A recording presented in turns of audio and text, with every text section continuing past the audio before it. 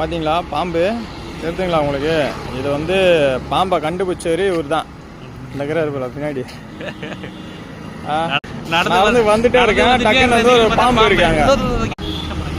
டேய் அது குட்ட போகிறது இல்லடா, நீ தள்ளி விட்டாண்டா டேமேஜ் ஆகுது. பார்த்தீங்களா எப்படி ஓடுது பார்த்தீங்களா? இதான் வந்து சாரப்பாம்பு.